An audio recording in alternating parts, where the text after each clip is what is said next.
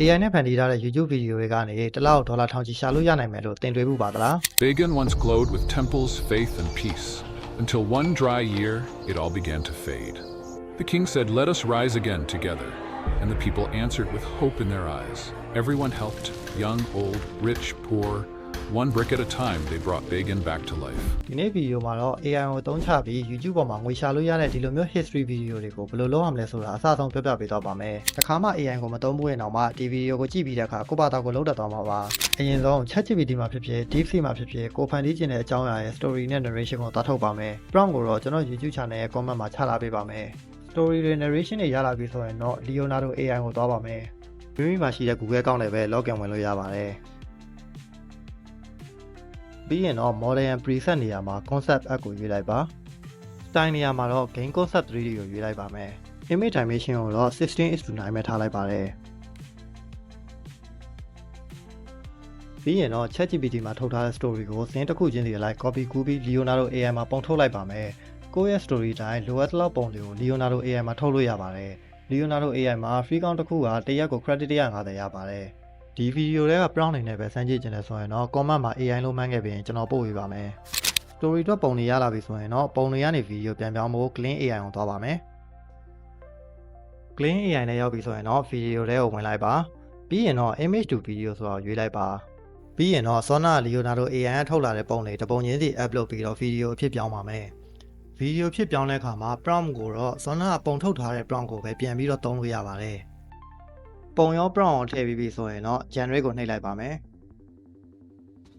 ဒီဗီဒီယိုထဲမှာကျွန်တော်က free version သုံးထားတာဖြစ်တဲ့အတွက်ဗီဒီယိုထုတ်တဲ့အခါစက္ကန့်30ကနေ10မိနစ်လောက်တော့စောင့်ရပါတယ်စက္ကန့်30လောက်စောင့်ပြီးတော့ဒါမျိုးဗီဒီယိုရလာတဲ့အခါ download ဆွဲပြီးတင်ထားလိုက်ပါမယ်ကျန်နေသေးတဲ့ပုံတွေကိုလည်းအခုလိုမျိုးတစ်ခုချင်းစီဗီဒီယိုတွေထုတ်သွားလိုက်ပါမယ်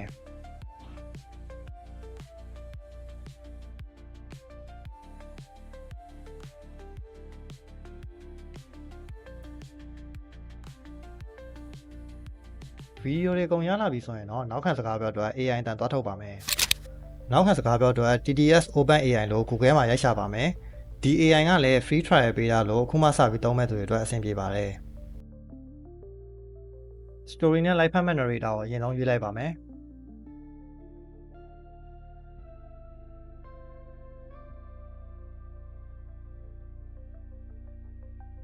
ပြီးရင်တော့ narration နဲ့ပြောသိချင်တဲ့စာသားတွေကိုဘယ်ဘက်ကွက်ထဲမှာကူးထည့်လိုက်ပါမယ်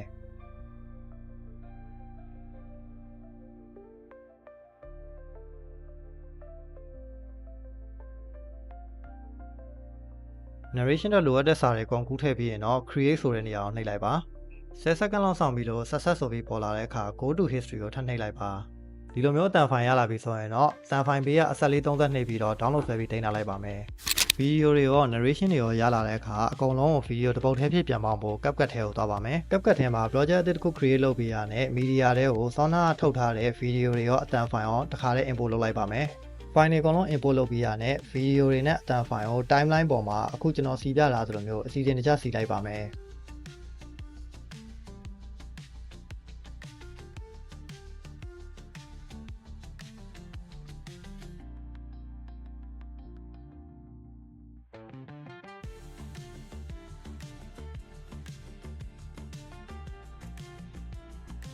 timeline မှာ video ကော narration ကောစီထားပြီးရင်တော့စာတန်းထိုးပါမယ် CapCut Pro version မှာတော့ auto caption နဲ့တခါလဲစာတန်းထုတ်လို့ရပေမဲ့ free သုံးနေတဲ့သူဆိုရင်တော့ Sona narration အတွက်သုံးထားတဲ့စာတွေကို copy ကူးပြီးတစ်ခုချင်းစီကိုက်ညီအောင်ထည့်ပေးလိုက်ရင်ရပါပြီစာသားတွေထည့်ပြီးရင်တော့ video ပို့ပြီးစိတ်ဝင်စားစရာကောင်းအောင် background music တွေ transition တွေလိုအပ်သလိုထပ်ဖြည့်ပြီးပိုကြည့်ကောင်းအောင်ဖန်တီးလိုက်ပါမယ်